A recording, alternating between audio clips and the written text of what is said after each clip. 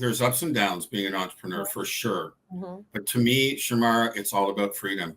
Yeah. It's all about freedom. And for whatever each individual, like my job is not to tell my clients what they should or shouldn't be doing Right. as far as their life, right? My job is to help them achieve what they want to. Because we're all different. We have different dreams. We have different goals. But I just keep my eye on the ball. And when there's those tough days, I just keep thinking, okay, would I go back? Would I change this up? Would I turn it around for anything? No. To me, it's about freedom. There's no greater freedom than having more control over your life. Welcome to Wisdom to Wealth. We're back with another powerful episode. And this is the podcast where we interview the wealthiest entrepreneurs and business owners in the world so that we can hear their journey on how they went from zero to success, overcoming limiting beliefs, any type of fear that they may have had, what could have hindered them. And it really helps to motivate and inspire business owners who are looking to have the same success. So I am your host. I'm Shamara Starr-Cox, TV producer and marketing coach. I help six and seven figure business owners create binge-worthy content that attracts their followers and then converts them into customers. I am also the founder of the Convert Content to Cash Challenge, where we show you how to create content that sells. So if you are a business owner and you are struggling to attract people to your audience, you are struggling to grow your following, you're struggling to be consistent on social media with your marketing, all you have to do is comment or DM the word challenge accepted, and I will personally send you an invite to the challenge. Today, we have Gary Mitchell with us. He has been ranked among the top 10 business coaches and groups to help you grow your firm. Over 30 years of business experience, including marketing and political strategy, Gary helps legal professionals grow their firm into a successful and sought-after business. At one point in his life, and I'm looking forward to him sharing this story, he ran for parliament, but after his loss, it completely altered his career/business. And so welcome, Gary. We are looking forward to having this conversation with you. So good to be here with you, Shamara. Thank you so much. Okay, let's just jump right in. Tell us your story. How did you go from zero to where you are now? Well, I mean, let me go back many years ago. I guess I started my first business in Toronto, Ontario, Canada, when I was 25, and actually built, you're going to laugh, but I built a national karaoke talent contest called the Great Canadian Karaoke Challenge. And this was in 92. So I guess I was ahead of my time as far as Star Search and The Voice and all that stuff that's come in the 2000s. That brought me out to Vancouver. And I looked around and went, oh my goodness. I always dreamed of being a California beach bum coming from Toronto. And I came out to Vancouver and I looked around and went, what am I doing living in Toronto? I mean, it's like New York to LA, right? Toronto to Vancouver, Canadian version. Okay. For your American listeners.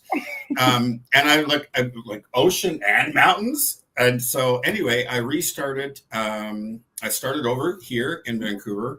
I got very much back into politics and volunteering and all that. And then in 2004, I found myself running to become the candidate. In 2004, I had to run. So that's kind of like a primary in the US, right? Mm-hmm. So I had to run for the nomination. I won it. So I became the candidate and ran for parliament. I have to say, like, one of the most challenging but also fulfilling experiences of my life, being a political junkie since I was like 9 years old. It's like, wow, so I lost, which I'm actually very grateful for, as it turns out. In the subsequent election, I found myself becoming the campaign manager for a lawyer. And he was a blank canvas, like literally a blank canvas. Mm-hmm. And I coached him on becoming a candidate, soft skills, networking, talking to people, media. His good friend or best friend had left the law. He was a former lawyer and suggested to me that I look at the legal profession. Lawyers needed a lot of help with the soft skills, marketing, business development, HR, things like that. Like after I picked my job off the floor, like thinking, really? Right. That's like one of the oldest professions, there's many jokes about that. I'm like, okay. So I embarked on about 9 months of research. looking at what was going on in the United States and Canada. Nothing was going on as far as lawyer coaching in Canada. It was really, really new in the United States. There was some stuff in England, in the UK.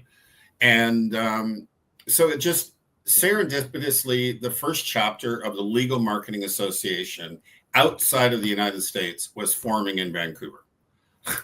I went to the forming meeting. I met some amazing, iconic legal marketers that had come up from the United States to speak at this event. I'm still in touch with them now. They've become friends and colleagues. So it just one thing after another led to and it's like, it's a case of, I remember running with my dog around the seawall once the campaign had started, and I knew I wasn't going to win because of the riding and the way the politics goes. Yeah. But I knew something was going to come out of it. And I had no idea what would. So ask me then if I'd be 18 years in coaching lawyers with 3 published books, just finished up a podcast, I'd be like, what? I love that. And I love your attitude towards losing. Like, you went in with the mindset of, I'm not going to win, but I'm just going to do this. And then you were able to gain this experience. Now, for some people, when they lose at something, it can be so devastating that they don't move forward. But for you, you saw this as an opportunity. And now look at where you are. Like, you're able to help so many law firms to grow so successfully, all because you have this experience. And so let me ask you this question. Entrepreneurship is not easy at all, right? No.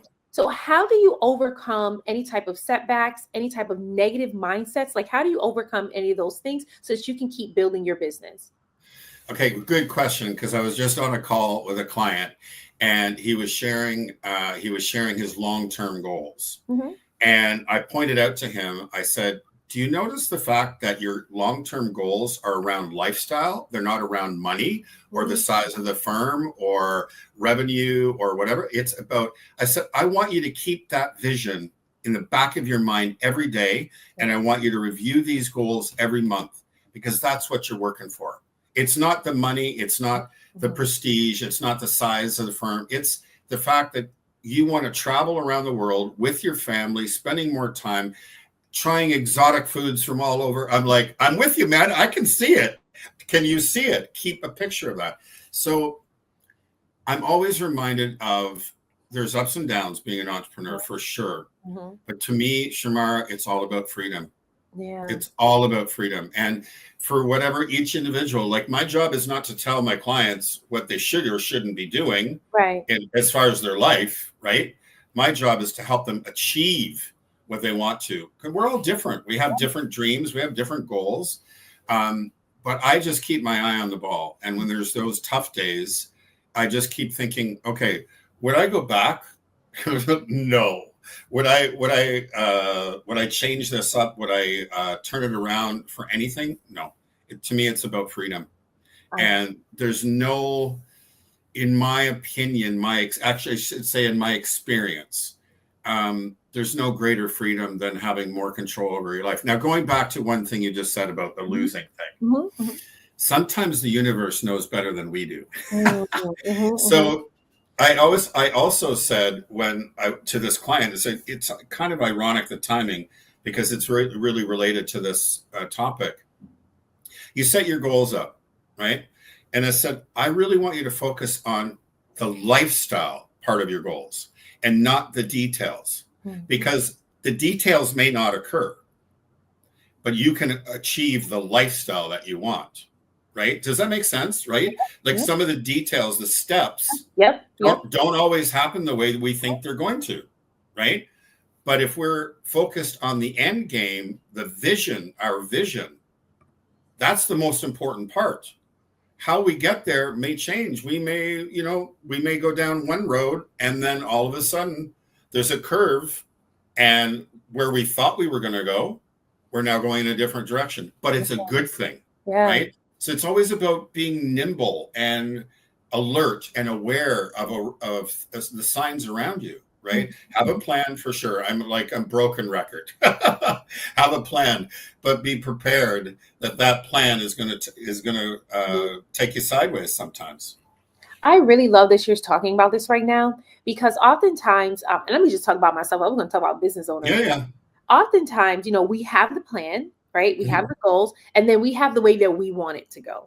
And Right. there has to be a part where we just surrender and just let it Like, happen. absolutely. Let it go. Yep. You've heard the expression, let go and let God, Yes, right? Like, exactly. absolutely. Like, who Yeah. are we? We Yeah. think we can control everything. Right. I was like, you like my sense of humor, so I'll give you something else. Can you see the space between my fingers? Not really. That's how much control we actually have in our Exactly. lives. Exactly. Exactly.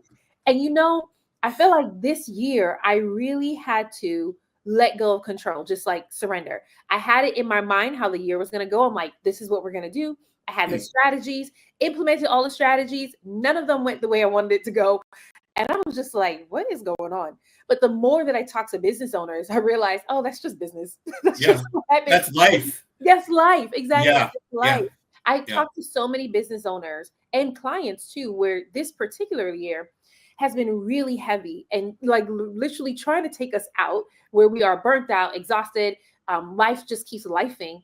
But you have to be able to I manage like that. and I continue like on. that, by the way. Oh, Life life, keeps it lifing. does. It does. Yeah. It doesn't stop, right? But we have to manage in a way that we can keep building our businesses without allowing life to completely consume us, Yeah. because it's Yeah. never going to stop. There's always going to be some type of challenge. There's always going to be some type of setback or some type of loss.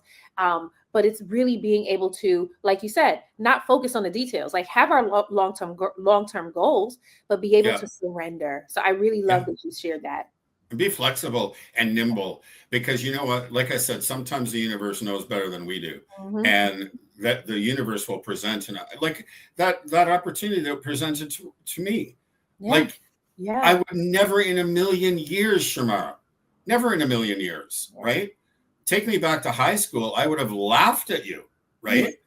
Like seriously, I would have been like, that's not me. That's someone else's life, Yeah. right?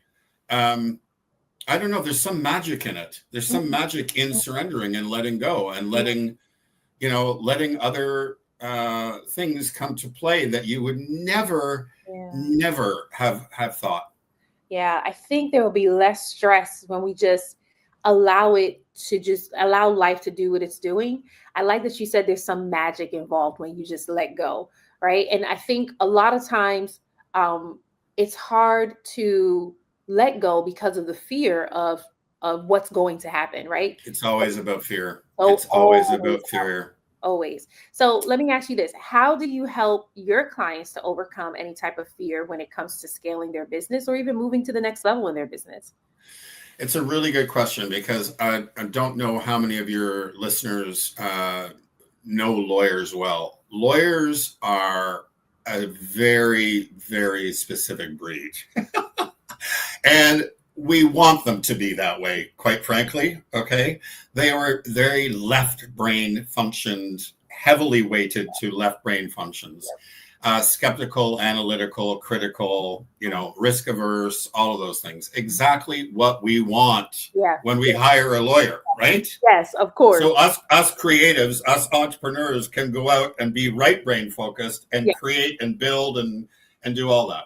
So the first thing is I help them understand and accept, and this is the way they think. This Hmm. is the way they've been programmed. This Hmm. is their personality trait. Everything in law school, everything they've been taught throughout their career is all left brain. It's like they've had Olympic training Yeah. for their left brain, and Yeah. their right brain has been on the couch binging Netflix. So Love what it. I do is I help get the right brain off the couch and into Yeah. the gym, Yes. so to Yes. speak, using an analogy. Yeah. And we exercise it and practice because all of us can learn, like you and I can learn to be more left brain Hmm. functions, Hmm. right? I don't want to. I'll leave that up to the lawyers. Yeah.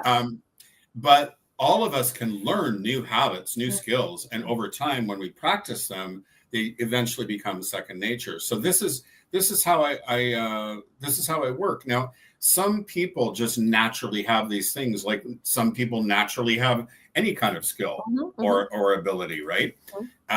It doesn't normally come naturally to lawyers, so I have to take them through exercises.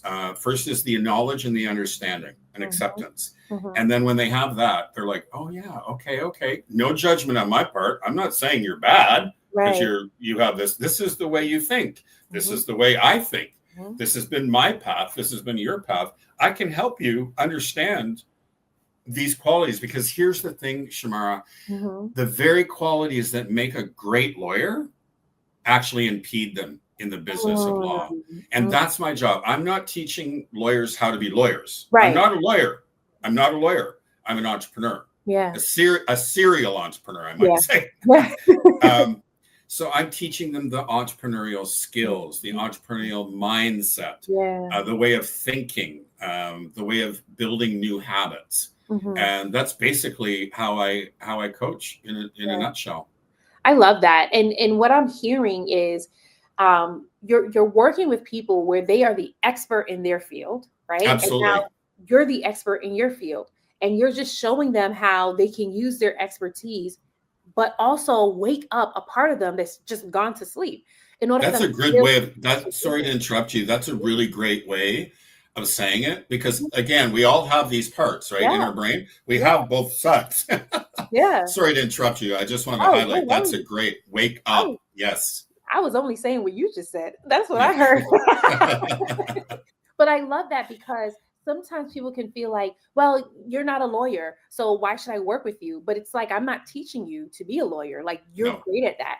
I'm showing you the entrepreneurial side, which is going to take this type of skill set, this type of mindset, right? This type of commitment to it.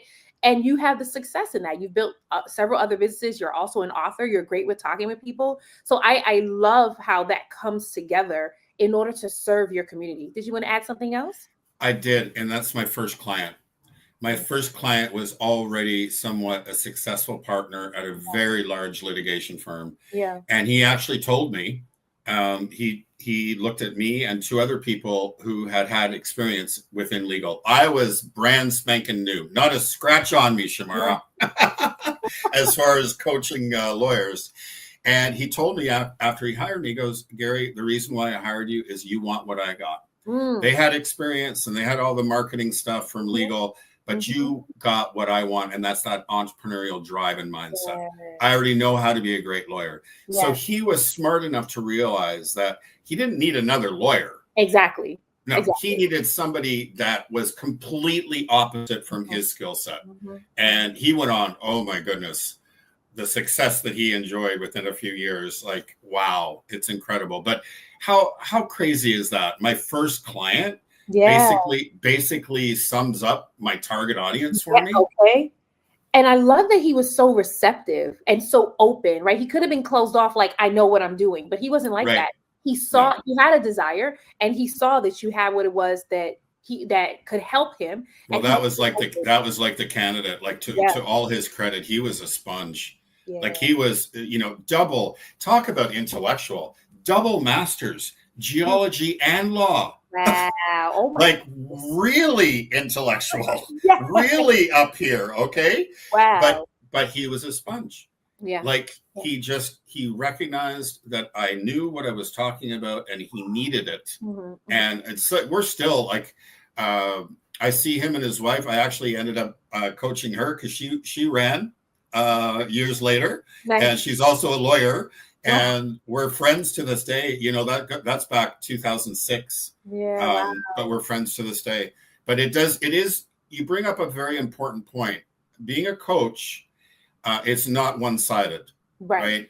Right. The client has to be open to the Yes. learning. They have to want to learn, and they have to be open to taking the advice. And Mhm. not everyone is. Right. Yeah, I really love that you just shared that because there are some people who are not successful in coaching programs because they're not receptive to learning or even doing the work.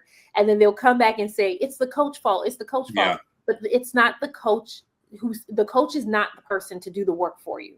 The Well, only it's like going to the gym. I always say to this, I've said this from the very beginning, you have to lift the weights. that It's part. like when you hire a personal fitness trainer and you go into the gym, or they could be a yoga teacher or dance instructor or whatever. They can't do it for you. Yeah. Otherwise, it negates the purpose, Yeah. right?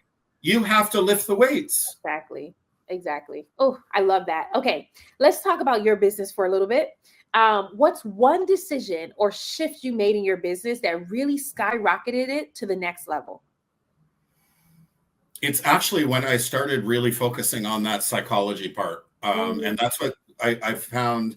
Some of the people that recognize my coaching ability, and one of the companies that recognized me in the top 10 mhm. said that was the thing that stood out for them, was the psychology aspect of the left brain versus right brain.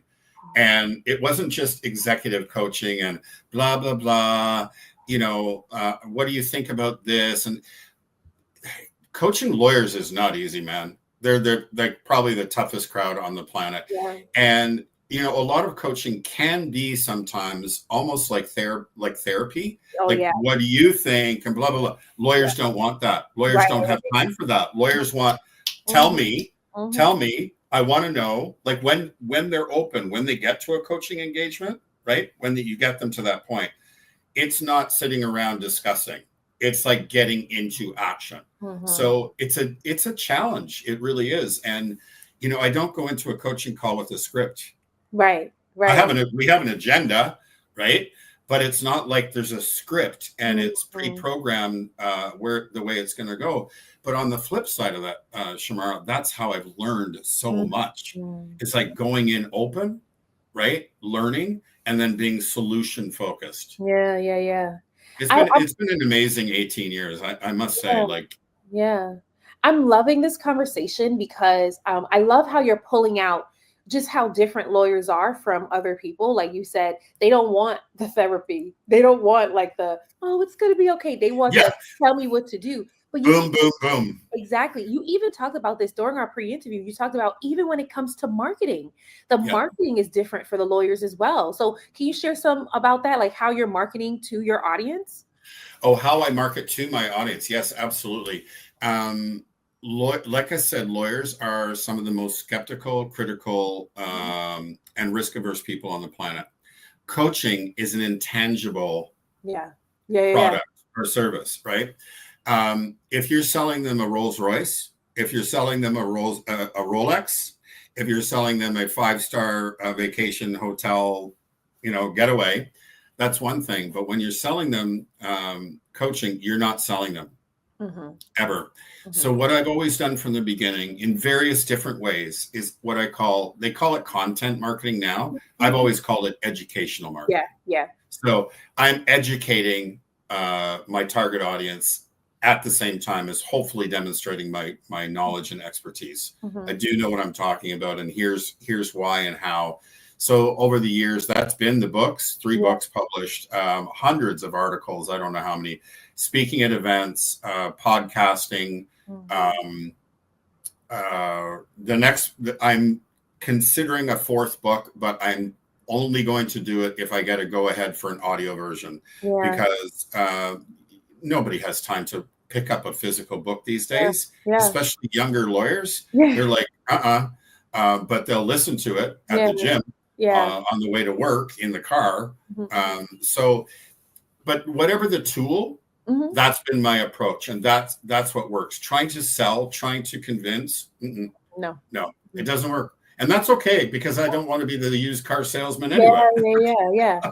And what I love about what you're sharing is really this adapting, right? Like even when you just talked about, okay, I'm considering writing another book, but it's most likely going to be Audible because of how busy the lawyers are, right? Yeah. That to me is just amazing because actually you talked about this at the very beginning, being ahead of the trends, right? Like not someone who's just like falling behind, but just really understanding, okay, this is the need of my community, so this is how I'm going to serve them. And I think that's what helps to make you such a successful coach, because you're always anticipating their needs and then providing exactly what they want. So I just really love that you shared that. Did you want to share anything else? I've been trying, because I was one of the first. I was a pioneer lawyer coach. There's no Hmm. question. Hmm. Um, and I'm proud to say that after all these years. But here's the thing: you can never stop innovating. You can never stop thinking about, how do I get. I mean, I look at the BlackBerry story, right, Yeah. versus Apple. Yep. One of my favorite books is called The Blue Ocean Strategy. Hmm. in my top 5 business books to read. It's about getting so far out in front of your competition. Yeah. It's hard for them to catch up. That book was written probably 20 years ago, before all the technological advances. It's not as hard to catch up to your competition as it used to be. So it's even more challenging to stay out. But the bottom line is I'm always trying to reach my audience where they are in the attempt to help them, right? And I just, I got off a conversation with a young lawyer, and she actually was demonstrating some of the tips from my last book, which was called Growing a Law Practice During COVID-19. And that was published in 21. And she said, "Oh my God, Gary, I've just found it invaluable." And it was like, Shamara, it was bittersweet. Sweet in that I was very much happy to hear that she got value from the book, but bitter in that the legal publishers didn't have the foresight to take it to ebook and audiobook version. Yeah, wow. So I don't want to be working with dinosaurs anymore. I want to be working with other innovators, other people who are just, never stop trying to be. It's not as much about being ahead of the competition as offering more ways to help my clients. Love that. I love that. And I feel like that's what's going to help keep putting you above the curve, because you're focused on the service piece. And I just think that that's so important. So speaking of service, for those who are interested in working with you, inspired by your story, how can they get access to you? Well, first of all, I do offer a 30-minute coaching session, so that you can take the coaching for a test drive, so to speak. I can be reached at Gary@ontrackcoach.com.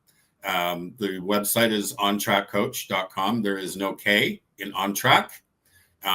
First, we try to get you on track, and then we keep you on track and get you, ahead of the curve.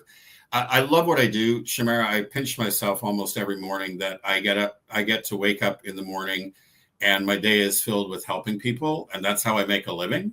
And I get to travel. I get to meet interesting people. It's never boring. It's never the same thing.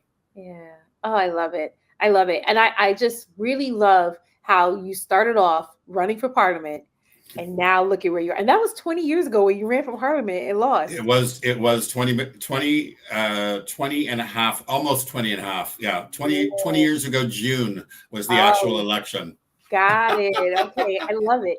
But I love your fearlessness to just go ahead, step outside your comfort zone, and then look how many doors has opened for you since then. And so to a lot of the entrepreneurs and business owners who are listening now, I hope that Gary's story really inspires you. Nothing really comes from staying in your comfort zone. Do something that helps you to step outside of it so that you can see the success that you want. So Gary, did you want to share any final wisdom with our audience?